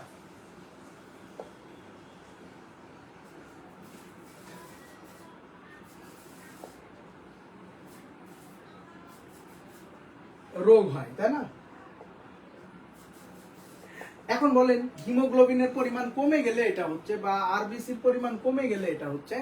এখন তাহলে আরবিসির পরিমাণ বা হিমোগ্লোবিন পরিমাণ বেড়ে গেলে কি হবে, তাহলে বেড়ে গেলে কি হবে, নরমালি দেখবেন যে 28 পর্যন্ত যেতে পারে ছেলেদের, ছেলেদের দেখবেন 12 থেকে 28-এর মধ্যে আছে। 28 পার হয়ে গেলে আপনার স্বাভাবিকের চেয়ে বেশি আরবিসি কাউন্ট করা হবে। মেয়েদের দেখবেন লেভেল 10, 11, হ্যাঁ, এইগুলোর মধ্যে থাকে। তো কার কত থাকে, তাহলে কম থাকলে কি কি খাইতে হবে এটা বুঝতে পারছি তো, তাই না। কম থাকলে অবশ্যই, অবশ্যই খাইতে হবে আয়রন বা এবং প্রোটিন, আয়রন এবং প্রোটিন। এই জন্য গর্ভবতী মায়েদের আগে ডাক্তার বলে দেয় আয়রন বা প্রোটিন বেশি করে খেতে। আচ্ছা, তাহলে বেশি হলে কি হবে? হিমোগ্লোবিন বেশি হলে কি হবে আমাদের বডিতে? তাহলে কি এটা ভালো? মনে হবে যে অনেক বেশি রক্ত কার্বন ডাই অক্সাইড পরিবহন করতে পারবে, মনে হয় এটা অনেক ভালো। আসলে না, যত বেশি আরবিসি তৈরি হবে, রক্তের ডেনসিটি বা ঘনত্ব তত বেড়ে যাবে। এখন আপনি একটু খেয়াল করেন, ভাতের মার এরকম করে ঢেলে দিলেন কোথাও, গড়ায় গড়ায় কতটুকু যাবে, আর পানি আপনি এরকম ভাবে ছিটায় দিলেন, মানে ফেলায় দিলেন, তাহলে কোনটা বেশি গড়াবে? অবশ্যই পানি বেশি গড়াবে। আর ভাতের মার তেমন গড়াইতে পারবে না, কারণ ওটার ডেনসিটি অনেক বেশি বা ঘনত্ব অনেক বেশি, যার কারণে বেশি গড়াবে না। আর গড়াবে কোনটা? পানি দিলে। পানি দিলে দেখবেন বেশি গড়াবে। তো এই হচ্ছে ব্যাপারটা। রক্তের ভিতরে যখন আরবিসির পরিমাণটা অনেক বেড়ে যাবে, ডেনসিটি অনেক বেড়ে যাবে, তখন কোষ থেকে কোষে রক্ত ঠিকমতো যেতে পারবে না, পরিবহন করতে পারবে না। ওই যে আবার রক্ত শূন্যতার যে লক্ষণগুলো ছিল, আপনি এনার্জেটিক না, এনার্জি পান না, আপনার এরকম করে দেখলে মনে হয় যে হ্যাঁ ওরকম ভাবেই আছেন, পড়তে ইচ্ছা করে না, মনে হয় যে মরে যাবেন, বাঁচবেন না, এই সেই যে মাথার ভিতরে যে চিন্তাগুলো আসতেছে, এগুলো সবই হচ্ছে হিমোগ্লোবিনের অভাবে। ঠিক আছে, হিমোগ্লোবিন এর অভাবে। তাহলে হিমোগ্লোবিনের অভাব হলে কি হয়? আমরা বুঝলাম যে শরীর দুর্বলতা, অলসতা এইগুলো বেশি হয়। আর এটা বেশি হলে, হিমোগ্লোবিনের পরিমাণ বেশি হলে কি হবে? সেম রোগ হবে। বেশি হলে যেটা হয় সেটা হচ্ছে পলিসাইথেমিয়া রোগ হয়। তাহলে হিমোগ্লোবিন বা আরবিসির পরিমাণ, আরবিসি এর পরিমাণ বেশি হলে পলিসাইথেমিয়া, পলি মানে অনেক, পলিসাইথেমিয়া। এই যে দেখেন, সাইথে মানে কি? কোষ। সাইথে মানে কোষ, পলি মানে কত? অনেক। পলি মানে অনেক, আর মিয়া মানে রক্ত। এই যে দেখলেই বুঝবেন যে কিসের কারণে এই রোগ হইছে। ঠিক আছে, বেড়ে গেছে, তাই না? পলি মানে অনেক, তার মানে কি বেড়ে গেছে, কমে গেছে না, বেড়ে গেছে।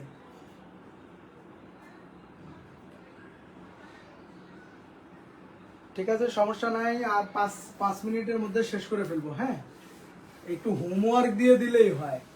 ঠিক আছে, হোমওয়ার্ক করে নিয়েন, শেষ। আচ্ছা, ডাব্লিউবিসি সম্পর্কে আমরা জানি, এটা আমরা জানলাম লিকোসাইট। হ্যাঁ, ডাব্লিউবিসি বা লিকোসাইট। এর গড় আয়ু কত? গড় আয়ু কতদিন বলেন তো, একটু বলেন।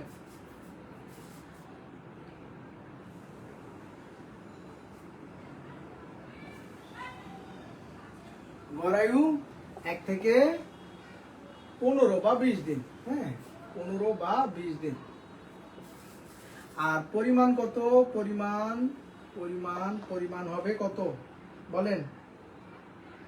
একটু দেখি আপনাদের কমেন্ট দেখি কি অবস্থা। যাই হোক, 5 থেকে 8,000। হ্যাঁ, কে দিলাম, কে মানে আবার না বুঝলে কিন্তু মুশকিল। হ্যাঁ, 1000, 5 থেকে 8,000। আর যদি আরবিসি অনুপাত ডাব্লিউবিসি বলে, তাহলে কি হবে? আরবিসি আছে প্রতি 700টার এগেনস্টে ডাব্লিউবিসি একটা। তাহলে দেখেন তো, 700টা লাল কোষের মধ্যে একটা সাদা কোষ, এটা কি বোঝা যাবে? বোঝা যাবে না। এই জন্য রক্ত কেমন দেখায়? লাল দেখায়। কিসের কারণে? হিমোগ্লোবিনের কারণে। আচ্ছা, এটার অনুপাতও বলে দিলাম। তাহলে আমরা পরিমাণ জানলাম। আর এখানে নিউক্লিয়াস থাকে কি থাকে না বলেন? নিউক্লিয়াস থাকে না থাকে না বলেন? নিউক্লিয়াস থাকে, এখানে নিউক্লিয়াস থাকে। নিউক্লিয়াস থাকলেই এটা সবাত শোষণ হবে, সবাত শোষণ প্রক্রিয়ায় শক্তি তৈরি করবে। আর নিউক্লিয়াস না থাকলেই সেটা অবাত শোষণ প্রক্রিয়ায় শক্তি তৈরি করবে। ওকে, আচ্ছা, অনুপাত হলো নিউক্লিয়াস আছে, এটাও আমরা দেখলাম। তো এখান থেকে আমরা আরেকটু বিস্তারিত জানার চেষ্টা করি। এই যে ডাব্লিউবিসি, এটা একটু উপরে লিখি আমরা। ডাব্লিউবিসি এটা 2 ধরনের হয়। হ্যাঁ, কয় ধরনের? 2 ধরনের। একটা হচ্ছে অদানাদার। আচ্ছা, দানাদারটা আগে শেষ করি। দানাদার, হ্যাঁ, দানা দানা বুঝুন তো? হ্যাঁ, ওই যে খেজুরের রস থাকলে দেখতে পারেন, একটু দানা দানা হয়, মধু টধু থাকলে দানা দানা হয়, ওটা হচ্ছে দানাদার। আর যেটা দানা নাই, দানা ছাড়া, সেটা হচ্ছে অদানাদার। তো দুইটা ভাগে ভাগ করা যায়, দানাদার আর অদানাদার। ওকে, তো দুইটার উৎপত্তি স্থল আবার আলাদা। দানাদার গুলো তৈরি হয় রেড বোন ম্যারো থেকে। এটার উৎস হচ্ছে রেড বোন ম্যারো,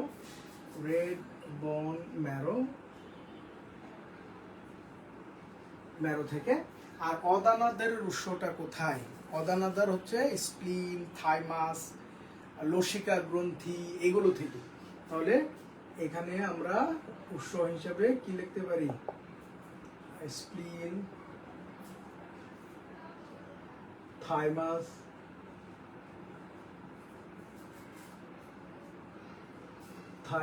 প্লাস লসিকা গ্রন্থি, এখান থেকে তৈরি হয়। তাহলে কোনটা কোথা থেকে তৈরি হয় আমরা এটা একটু দেখলাম। তো দানাদারের গুলা যেহেতু আগে আমরা শুরু করছি, দানাদার গুলো শেষ করি। এটা আবার 3 ধরনের হয়। একটা হচ্ছে নিউট্রোফিল। হ্যাঁ, দানাদার গুলো আবার কয় ধরনের? 3 ধরনের। 3 ধরনের একটা একটা করে আমাদের লিখতে হবে, যেহেতু জায়গার অভাব।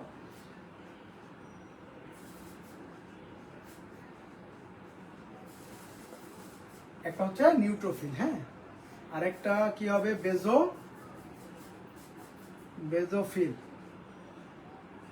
আর একটা একটু নিচে লিখি, সেটা হচ্ছে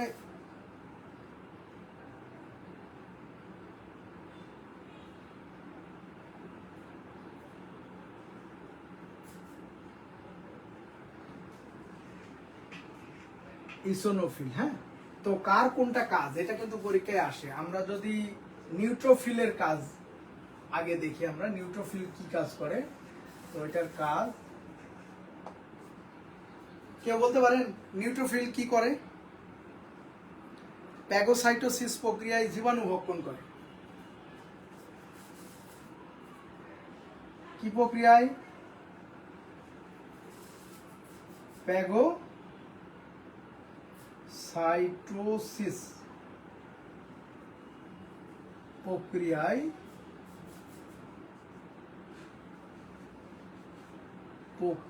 জীবাণু ভক্ষণ করে। তার মানে জীবাণুটা খেয়ে ফেলবে। কিভাবে? প্যাগোসাইটোস প্রক্রিয়ায়।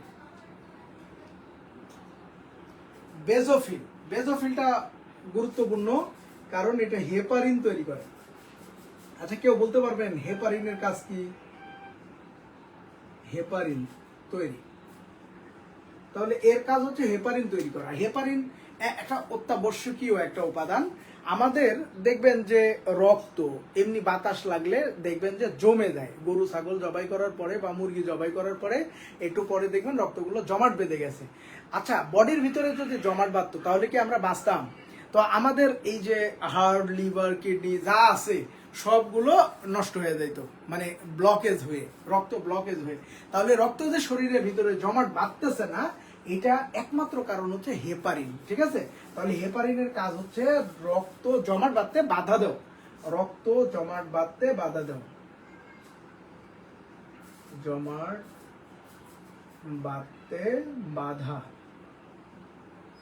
দেয়। রক্ত জমাট বাঁধতে বাধা দেয়। ঠিক আছে, রক্ত জমাট বাঁধতে বাধা দেয়। এটা যদিও চন্দ্রবিন্দু হবে না, বাঁধতে বাধা দেয়। ওকে, তাহলে হেপারিন গেল। আর তাহলে রক্ত কেটে গেলে কি হবে? ধরেন এই যে আপনার একটা হাত পায়ের কোনো একটা জায়গায় কেটে গেছে, ক্ষতর সৃষ্টি হয়েছে, এই জায়গায় কিন্তু রক্তগুলো ফ্লো হবে, বের হবে, তাই না? দেখেন বাতাস, এই যে আমাদের বাতাস আছে, বাতাসে আবার কি আছে? অক্সিজেন এসে এখানে লাগার সাথে সাথে যে হেপারিনটা আছে, ওই হেপারিনটা নিষ্ক্রিয় হয়ে যায়। হেপারিনের কাজ ক্ষমতা তখন নষ্ট হয়ে যায়, শেষ হয়ে যায়। আর ওই সময় এসে প্যাটিলেট এসে রক্ত জমাট বাঁধায় অংশগ্রহণ করে। আর সেখানে পটাশিয়াম কাজ করে। হেপারিন নির্গত মানে বন্ধ হওয়ার সাথে সাথে, নিষ্ক্রিয় হয়ে যাওয়ার সাথে সাথে পটাশিয়াম কাজ করে। পটাশিয়াম এসে পটাশিয়াম আয়ন, আমরা যে পড়ছিলাম ডাবে পটাশিয়ামের পরিমাণ সবচেয়ে বেশি। পটাশিয়াম আবার কিডনি প্রসেস করতে বেশি অতিরিক্ত খাইলে কিডনি প্রসেস করার সমস্যা হয়ে যায়, এই জন্য কিডনিতে স্টোন থেকে শুরু করে অন্যান্য কিছু হতে পারে। বিশেষ করে কিডনি রুগীদের দেখতে গেলে ডাব নিয়ে যাবেন, ঠিক আছে? তাহলে ওর মরার জন্য ভালো হবে আর কি, যে তাড়াতাড়ি যাতে সে মরে, কারণ ডাবে পটাশিয়ামের পরিমাণ বেশি। তো পটাশিয়াম অ্যাক্টিভ হয়ে এখানে যে একটা জালিকা তৈরি করে, এই জালিকাতে এসে প্যাটিলেট গুলো জমে যায়, আটকে যায়। আর উপর দিয়ে একটা দেখবেন যে পানির মতো বের হয়, ওটা হচ্ছে সিরাম টিরাম নিয়ে একটু দেখেন, তাহলেই হবে। তো এখন আসি, এই ইসোনোফিলের কাজ হচ্ছে, এটা হচ্ছে আমাদের যে অ্যালার্জি বা কৃমি বা যে পরজীবীগুলো আছে, অ্যালার্জি বা কৃমি, হ্যাঁ, অ্যালার্জি প্লাস কৃমির লার্ভা ধ্বংস করা, ওকে, এই কাজ করে। এখন বলেন যাদের অ্যালার্জি আছে, আপনি দেখবেন খেয়াল করে যতগুলো ওষুধ অ্যালার্জির ওষুধ সব এরকম লেখা আছে। আচ্ছা, অ্যালার্জি কেন হয়? অ্যালার্জি হলে কি এর চিকিৎসা আছে? অ্যালার্জি হলে কোনো চিকিৎসা নাই, এর প্রতিকার আছে। আপনি ওই যেই জাতীয় খাবার বা যে খাবার খেলে আপনার চুলকায় বা অ্যালার্জি হয়, ওই খাবারটাকে আপনাকে স্কিপ করতে হবে, তাহলে আপনি অ্যালার্জি থেকে বাঁচতে পারবেন। আর যদি আপনি মনে করেন না ওটা খাবেন, তাহলে অ্যালার্জি মানে এই যে ইসোনোফিল ওটাকে আটকায় দিবে।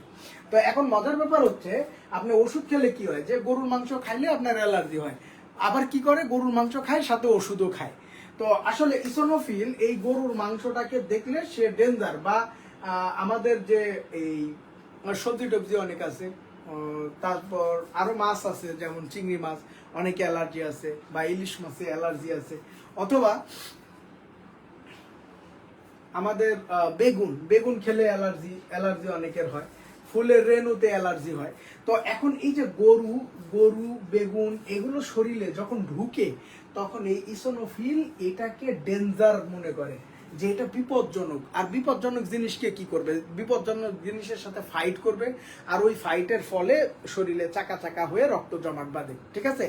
আর যখন আপনি ওষুধ খাবেন, ওই গরু খাওয়ার পরে ইসোনোফিলকে ওই ওষুধ মেডিসিন এসে বলবে যে বড় ভাই আসলে ও খারাপ, অনেক ভালো, তখন এই ইসোনোফিল ওর সাথে আর যুদ্ধটা করে না, আর এই কারণে আপনার চুলকায় না, ঠিক আছে? তার মানে আপনি কি সারা জীবন ওষুধ খেয়ে হবে? তাহলে দেখেন, একে বারবার আপনি কি করতেছেন, বাধা দিচ্ছেন যে ওকে মারিস না, ও ভালো, ওকে মারিস না, ওকে ছেড়ে দে। এরকম করতে করতে এককালে সে কি করবে, ও একদম সত্যি সত্যি খারাপ আসছে, ওটাকে আর ধরবে না। এভাবে শরীরে রোগ প্রতিরোধ ব্যবস্থা নষ্ট হবে বা ইমিউনিটি সিস্টেমটা ধ্বংস হবে। তো এই কারণে অ্যালার্জির ওষুধ কন্টিনিউ খাওয়া ঠিক না, ওকে? তো আশা করি এখানে অনেকগুলো তথ্য পাইছেন। নতুন তথ্য জানা থাকলে বললেন যে স্যার আজকে সব পুরাতন তথ্য জানলাম, নতুন কিছুই জানি নাই, এরকম থাকলে বললেন। অদানাদার আবার দুইটা, হ্যাঁ, একটা হচ্ছে টি লিম্ফোসাইট,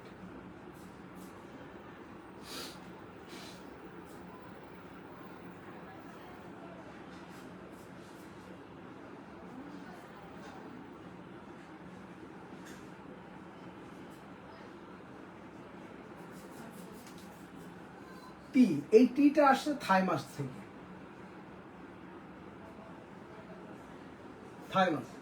এই থাইমাসের টি। তাহলে যদি বলে টি লিম্ফোসাইট কোথা থেকে তৈরি হয়, তাহলে অবশ্যই বলতে পারবেন থাইমাস থেকে। আর আরেকটা হচ্ছে বি লিম্ফোসাইট, বি লিম্ফোসাইট।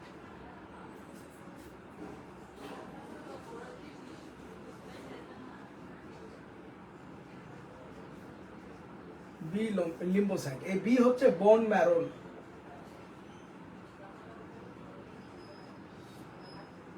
তার মানে এই যে রেড বোন ম্যারো বি থেকে বি লিম্ফোসাইট আসছে। আর এটা কোনটা কি করে, এটা আমাদের খুবই গুরুত্বপূর্ণ। ভাইরাস এফেক্ট যে কোষগুলো আছে, এটা ধ্বংস করে। এর কাজ, কার কাজ? টি লিম্ফোসাইট। ভাইরাস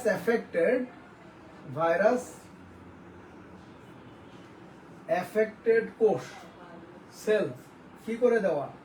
ধ্বংস করা।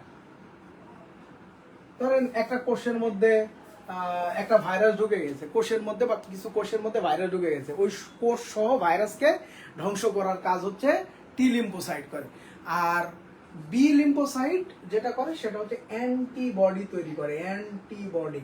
তাহলে এই যে অ্যান্টিবডি তৈরি করে কোনটি, এটা লাস্ট 46-এ আসা কোশ্চেন। এখন আপনারা বলেন যে গদ বাঁধা নিয়মে আমরা যেন তেন করে পড়লে আমরা কমন পেতাম কিনা। তো যাই হোক, আলহামদুলিল্লাহ আমার স্টুডেন্টগুলো সবাই এটা কমন ছিল, অ্যান্টিবডি আমি এভাবেই পড়াইছিলাম, ঠিক আছে। তো আশা করি আপনাদেরও কমন পড়বে। ওকে, তো ডাব্লিউবিসি কমে গেলে কি হবে, শরীরের রোগ প্রতিরোধ ব্যবস্থা কমে যাবে। আর যদি বেড়ে যায় তাহলে কি হবে, মনে হবে যে বেড়ে গেলে তো আরো ভালো, কারণ রোগ জীবাণু বেশি খাবে, বেশি ভালো হবে। আসলে না, বেশি বেড়ে গেলে যেটা হবে, ও ভালো মন্দ মানে এটা বুঝবে না, বাজ বিচার করতে পারবে না যে ওরে খাওয়া ঠিক না, ওরে খাইতে হবে। সে সামনে যা পাবে তাকেই খেয়ে ফেলবে, এভাবে সে একবারে ডিসঅর্ডারে পরিণত হবে। আর তখন এটাকে বলে ব্লাড ক্যান্সার, ঠিক আছে। এটা বোন ম্যারোর ম্যাল ফাংশনে ঘটে থাকে। তাহলে ব্লাড ক্যান্সার কি, ডাব্লিউবিসির পরিমাণ বেড়ে গেলে, ডাব্লিউবিসির পরিমাণ কি হলে বেড়ে গেলে কি হয়, ব্লাড ক্যান্সার, ব্লাড ক্যান্সার। ওকে, তাহলে বেড়ে গেলে ব্লাড ক্যান্সার বা লিউকেমিয়া রোগ, আর কমে গেলে কি হবে, কমে গেলে কি হবে, লিউকোপেনিয়া রোগ। পেনিয়া মানে অভাব বা দরিদ্র বলেছিলাম, লিউকোপেনিয়া, লিউকোপেনিয়া কমে গেলে। আর বেড়ে গেলে ব্লাড ক্যান্সার বা লিউকেমিয়া রোগ। আচ্ছা, সর্বশেষ আমাদের আজকের আয়োজনের সর্বশেষ ব্যাপারটা, সেটা হচ্ছে গড়ায়ুটায়ু দেখে আমরা প্যাটিলেটটা শেষ করে ফেলবো। আমাদের যে প্যারাসাইট আছে, যেমন মশা, এই মশা সরাসরি প্যাটিলেটকে আক্রমণ করে এবং এর পরিমাণটা কমে যায়। এই কারণে রক্ত জমাট বাঁধতে অসুবিধা হয়, ঠিক আছে। আস্তে আস্তে রক্তক্ষরণ হয়ে মানুষ মারা যাবে যদি প্যাটিলেটের পরিমাণ অনেক কমে যায়। তাহলে এটার পরিমাণ কত, এর পরিমাণ হচ্ছে 2.5 থেকে 5 লক্ষ, 2.5 থেকে 5 লক্ষ। ওকে, 1 ফোঁটার কমে। আর গড়ায়ু কয়দিন, 1 থেকে 10 দিন, 1 থেকে 10 দিন। ওকে, গড়াই লিখছি, গড়ায়ু।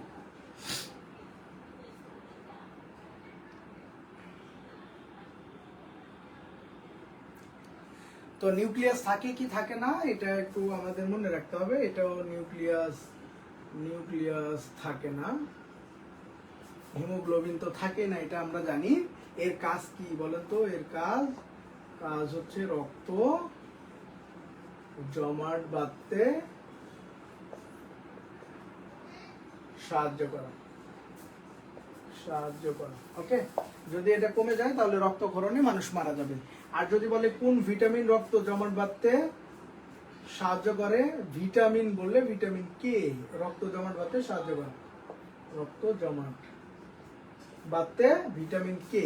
হ্যাঁ, দুটাই পরীক্ষার জন্য ইম্পর্টেন্ট, কে এবং প্যাটিলেট।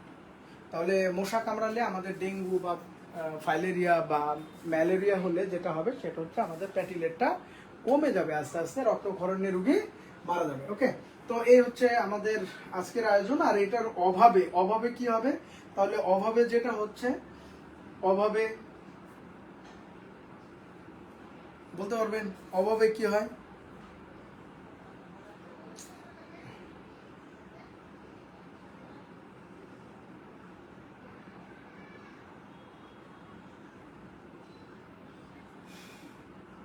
অভাবে কি হয়।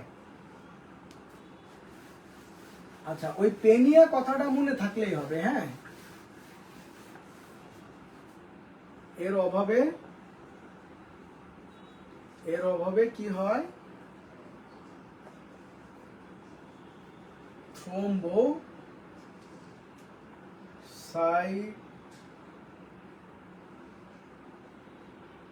থ্রোম্বোসাইটোপেনিয়া, হ্যাঁ, এই রোগ হয়।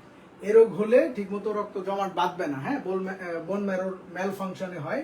আর যদি অধিক হয়, আধিক্য হয়, তাহলে কি হবে? তাহলে হবে থ্রম্বোসাইটোসিস।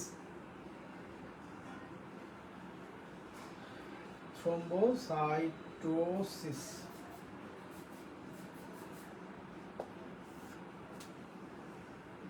এটা হচ্ছে বেড়ে গেলে থ্রম্বোসাইটোসিস। আর পেনিয়া শব্দের অর্থ মনে রাখলেই হবে অভাব, অভাবেই হয় এটা। আর থ্রম্বো মানে তো আমরা জানি জমাট কোষ। তো এই হচ্ছে আমাদের আয়োজন।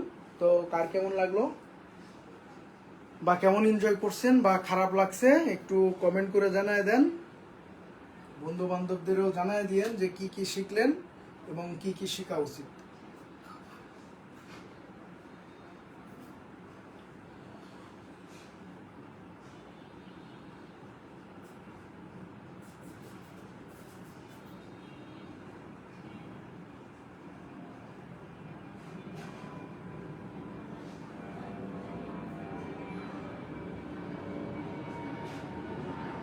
Very good, thank you.